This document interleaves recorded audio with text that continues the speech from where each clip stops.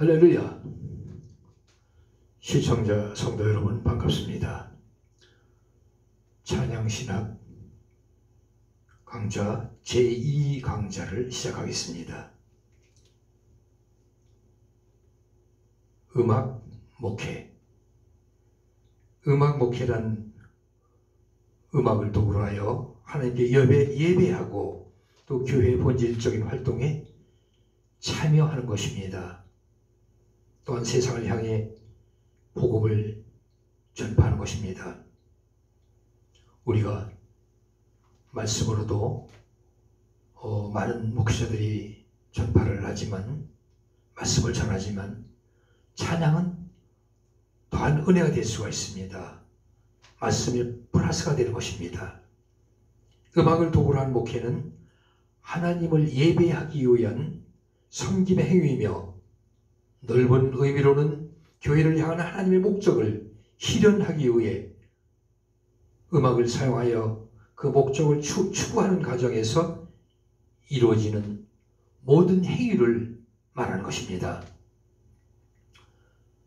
음악 목회에 대한 이해는 말씀으로 하나님을 섬기는 목회자와 음악으로 하나님을 섬기는 음악 목회자의 상호적인 이해를 필요로 합니다. 우리가 음식을 하더라도 고춧가루 들어가고 양파 들어가고 마늘 들어가고 생강 들어가듯이 어느 한 부분이 빠져도 바란스가 맞지 않은 것입니다. 음식과 같습니다. 뭔가 맛이 나지 않은 것입니다. 말씀이 은혜가 되지 않은 것입니다. 그렇기 때문에 말씀과 찬양은 플러스 1 플러스 1 플러스입니다. 우리가 저울을 잰다고 그러면 같은 1kg 1kg 난다고 볼 수가 있습니다. 어느 한 부분도 기울어져서 안 되는 것입니다. 합하여졌을 때 큰 은혜와 또 교회의 부흥과 발전이 되는 것입니다. 특별히 짧은 기독교의 역사를 가진 한국교회에서 목회자와 음악 목회자의 관계를 생각해 볼 때 지식과 경험의 부족으로 의견의 차이로 인해서 음악 목회라는 단어조차도 어색하게 이해하고 들으는 분들이 많은 것 같습니다. 제 목표는 음악을 전문으로 하는 음악으로 하나님께 영광을 돌리는 그러한 음악 목사라는 그런 사명을 가지고 이렇게 많은 분들을 대하면 이해를 하지 못하는 분들이 많습니다. 음악 목사 필요한가? 음악 목사, 저희 얼마나 꼭 목사까지 필요한가? 성가대장도 있고 또 거기에 음악 하는 사람들이 여러 사람이 있는데 봉사자들이 많은데 목사까지 필요할까? 말씀 주신 담임 목사 있으면 되는 거지. 이렇게 이해하시고 우습게 생각하시는 분들이 많은 것 같습니다. 우리는 이것을 깨야 됩니다. 깨우쳐 변화되어야 되는 것입니다. 19세기에 성행했던 목회자 위치는 하나님의 대변자, 교회의 지배자, 그리고 최고의 권위자로 보여왔으며 목회자 자신들이 제왕처럼 군림하게 했습니다. 그러나 요즘의 바람직한 목회자상은 그 교회에 군림하는 무슨 대통령이 되는 것처럼 대표이사가 되는 것처럼 회장 사장이 되는 것처럼 이렇게 그 직책에 어깨에 힘을 주고 하나님은 밑에 내가 위에 있는 그러한 목사들이 너무나 많습니다. 교회도 내 소유물이고 하나님은 나를 위한 도구다. 이렇게 판단하시고 행하는 그러한 목회자들은 정말로 깨달아야 되는 것입니다. 교회 위에 군림하는 목회자라기보다는 하나님의 백성을 인도하고 도와주며 헌신적으로 봉사하는 천지기가 되어야 되는 것입니다. 미국에서는 목회자를 미니스터와 페스톨이라는 단어로 사용하는데 미니스터는 종이 주인을 섬긴다 라는 의미가 있으며 파스톨은 목자가 양을 보살피고 돌본다는 의미가 있습니다. 음악으로 하나님을 섬기고 교회를 섬길 때 뮤직 미니스터 또는 교회에 따라서 뮤직 파스톨이라는 칭호를 사용하기도 합니다. 아직도 한국의 많은 교회들이 음악 목회에 대한 확신이 없다는 것은 한국 교회의 전통적인 교회 조직의 영향과 교회의 본질과 기능이 세부적이고 전문화되지 못했기 때문입니다. 주먹구구식으로 말씀만 중심으로 배워서 말씀만 전하면 된다. 그것이 내 책임에 다하다. 이렇게 좁은 생각을 하기 때문에 더 넓은 찬양까지는 찬양 일부분이다. 예배를 위한 형식이다. 이런 사고로 행하기 때문에 우리 교회가 더 발전하지 못하는 것입니다. 음악 목사와 음악 목사의 차이점은 하나님을 섬기고 교인들을 가르치며 세상을 향한 선교에 있어 사용하는 도구가 다를 뿐이지 궁극적인 목적은 동일함을 인식하고 서로의 사역을 이해해야 하는 것입니다. 로버트 미첼은 그에 져서 목회의 음악 Ministry and Music에서 목회자와 음악 목회자에게 음악 목회에 대한 이해의 필요성을 주장하고 있습니다. 첫째, 모든 목사는 교회 음악에 관여해야 하며 모든 교회 음악인 음악 목회자들은 목회에 관여해야 합니다. 이 말은 목회자는 교회 음악에 대하여 전반적인 이해가 있어야 하며 음악 목회자의 사명은 교회 음악 활동 자체가 아니라 목회의 우선성의 목적을 위한다는 것입니다. 여기서 말씀하듯이 음악 목사는 음악으로 시작해서 음악으로 끝나는 것이 아니라 전반적인 모든 역할을 다 수행해야 된다는 것입니다. 둘째, 목사는 음악의 목적과 실제로 신학과 연결시켜야 하며 교회의 음악인 음악 목회자는 자신의 음악적인 전문 지식을 사역의 넓은 개념과 연결시켜야 합니다. 즉 목회자는 교회의 음악의 사용에 대한 가치 체계가 목회자의 성경적이고 신학적인 입장과 일치하도록 목적을 가지고 사용해야 합니다. 음악 목회자도 마찬가지로 교회 음악을 교회의 본질과 사명 그리고 교회의 기능에 알맞게 사용하기 위해서 노력해야 합니다. 그러므로 목회 사역과 분리된 교회 음악은 존재할 가치가 없는 것입니다.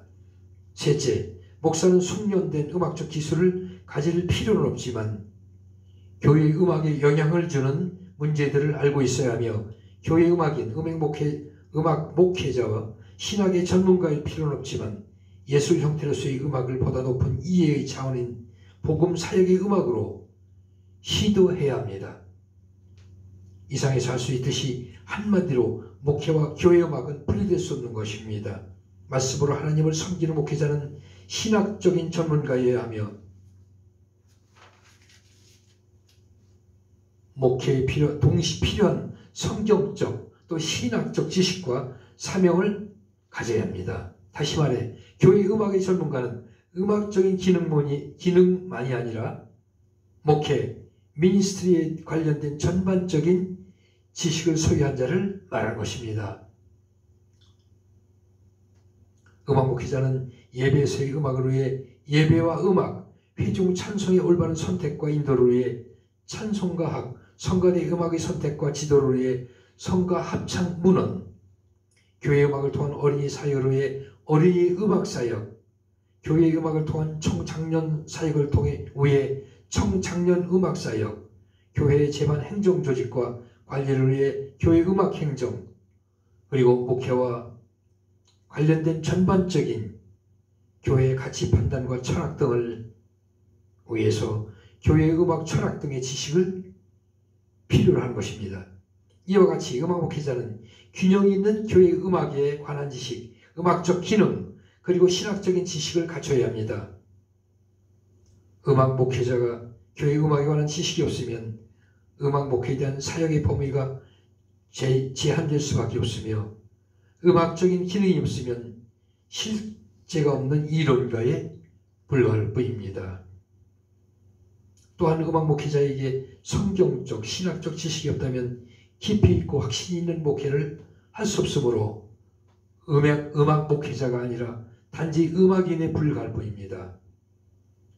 올바른 음악 목회를 위해 음악 목회자는 교회 음악에 대한 지식, 음악적 기능, 그리고 신학적인 정립을 필요로 합니다.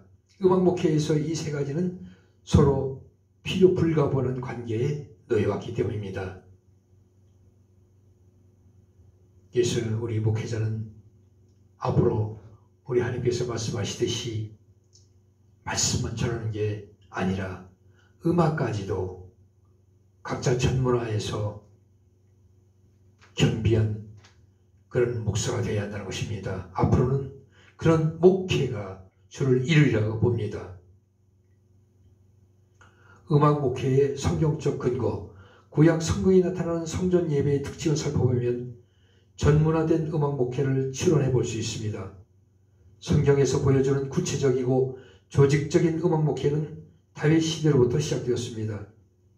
하나님에 의해 특별히 선택되어진 레위 지파 사람들은 성전 음악을 통해 영원히 하나님 말을 섬기도록 위임받은 사제들이었습니다. 그들은 성별된 복장을 하고 오직 맡겨진 직분에 충실하였습니다.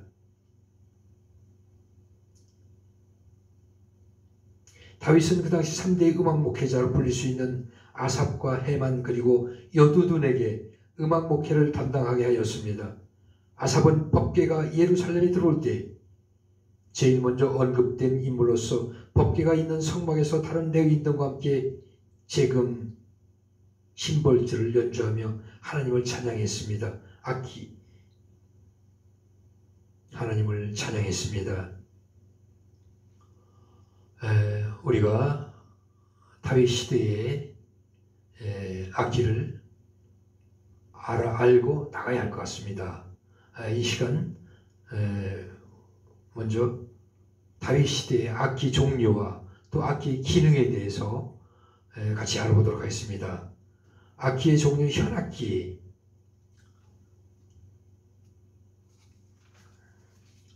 또 관악기, 타악기, 또 기타, 이렇게 악기들이 있었습니다.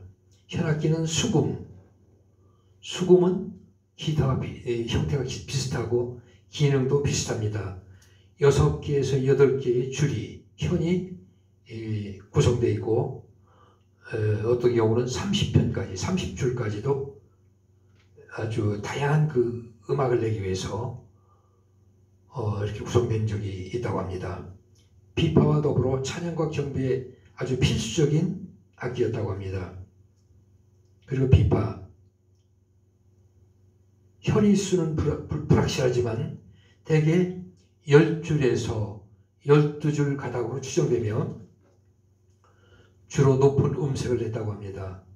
오늘날 하프와 유사하다고 합니다. 그리고 수금보다는 조금 크다고 합니다.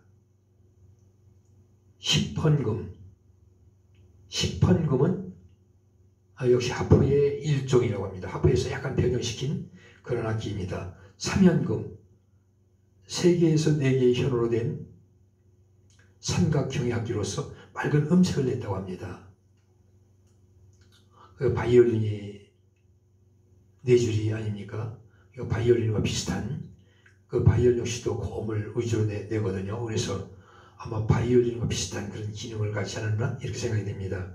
검은고, 수금이라고 하는데 오늘날 하프와 유사한 형태로 생각할 수 있습니다. 그다음에 관악기, 관악기는 우리가 입으로 부는 악기를 말하는 것입니다. 나팔, 현재는 색스폰, 트럼펫, 트럼본, 클라리넷 이런 것들이 관악기죠. 나팔, 순양의 뿔이나 쇠, 천둥, 청동, 구리, 은, 금 등으로 만들어 또는 바다 고등이나 나무로 만든 악기도 있다고 합니다.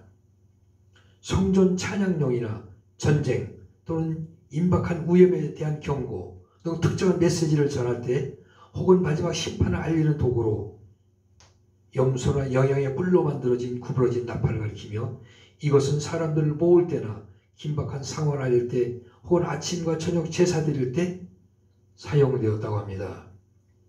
이렇게 뿔로 만들어진 구부러지면서 이렇게 부 하고 우리가 영화에서 종종 볼 수가 있죠. 피리, 나무 갈대 줄기 등의 구멍을 뚫어 만든 목관악기, 전하 퉁소로 번역되게 됐습니다. 피리는 종교적 행사, 국가적 축제, 슬픔의 때 등에 사용되었다고 합니다. 퉁소, 관악기의 대표적인 것으로 날카로운 소리를 내는 피리와 같은 악기를 말합니다. 주로 격한 슬픔이라 억누를 수 없는 기쁨을 표현하는 데 사용되었다고 합니다. 피리처럼 가로로 부는 악기를 말합니다. 가로로 이렇게 부는 거죠. 이렇게. 그 다음에 타악기. 타악기는 소고, 전형적인 타악기로 구약에 7회 정도 언급되었습니다. 종교적인 행사나 즐거운 축제 때 서민들이 즐겨 사용했던 대중적인 악기라고 하는데 이 악기는 성전에서의 사용은 금지되었으며 여인들이 주로 춤추며 노래할 때 사용되었다고 합니다. 제금, 두부의 금속판으로 구성되었는데 오늘날 심벌지와 유사하다고 합니다. 제금은 금속재의 접시 같은 것을 양손에 두 개 가지고서 서로 부딪히게 하는 것으로 종교적인 행사에서 연주되었다고 합니다. 요새 드럼의 일부분에 심벌지가 있죠. 이렇게 창창창 맞부딪혀 소리나는 그런 기능과 똑같은 것 같습니다. 그 다음에 기타, 생황, 바벨론 악기로 장단이 이중으로 된 피리로 보기도 하고 평판의 줄을 팽팽히 메운 검은 고 일중으로 보기도 한다고 합니다. 경세, 주로 제의에 사용되던 악기로 타악기, 금관악기, 현악기 등 다양한 해석이 있습니다.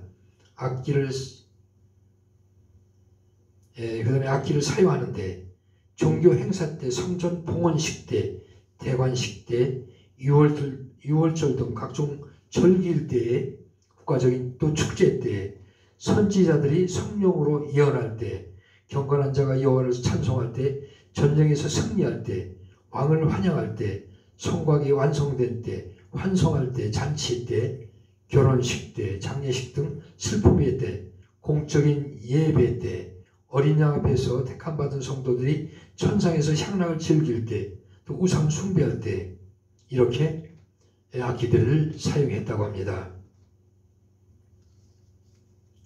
사무엘의 손자이며 요엘의 아들인 헤만 역시 그의 아들들과 함께 나팔, 제금 그리고 수금 등의 악기를 연주함으로써 하나님을 찬양했습니다. 레위인들의 모든 직책이 세습적으로 이루어져 왔듯이 성전에서 음악 목회를 맡은 음악 목회자의 직무 역시 세습적으로 그러므로 아삽과 헤만 그리고 여두두는 그들의 아들들을 철저하게 교육시켜 하나님께 아름다운 찬양을 드리도록 했다고 합니다. 아삽과 헤만 그리고 여두두는 군대 장관과 같은 높은 지위에 있었고 하나님의 말씀을 받드는 왕의 선전자라는 공식 명칭을 갖고도 있었습니다. 이들이 부른 찬양은 감동으로 부른 신령한 노래였다고 합니다. 다윗은 성전에 4,000명의 찬양대원을 두고 세 사람의 총감독자를 두었으며 그 휘하에 288명의 음악 전문가를 두어서 성전 음악을 담당하게 하였습니다. 말이 4,000명이지 만약에 우리가 찬양대 4,000명 세운다 그러면 장소도 커야겠지만 아마 장충체육관 정도 이런 데서 세워야 될 것 같습니다. 얼마나 웅대했겠습니까? 그렇기 때문에 다윗은 정말로 하나님의 사랑을 받는 위대한 선각자가 아닌가 봅니다. 아삽과 헤만 그리고 여두둔의 24명의 아들들은 각각 12명의 아들들과 형제들을 한 반열로 하여 288명으로 구성된 찬양대를 조직하였습니다. 찬양대가 3명의 아들들과 형제들로 구성되었다는 것은 뛰어난 음악성만을 강조하기보다는 인간적인 화합과 협력을 중요시하였음을 보여줍니다. 오늘은 여기까지 찬양 음악에 대해서 말씀을 드렸습니다. 여러분 오늘도 편안한 하루 되십시오.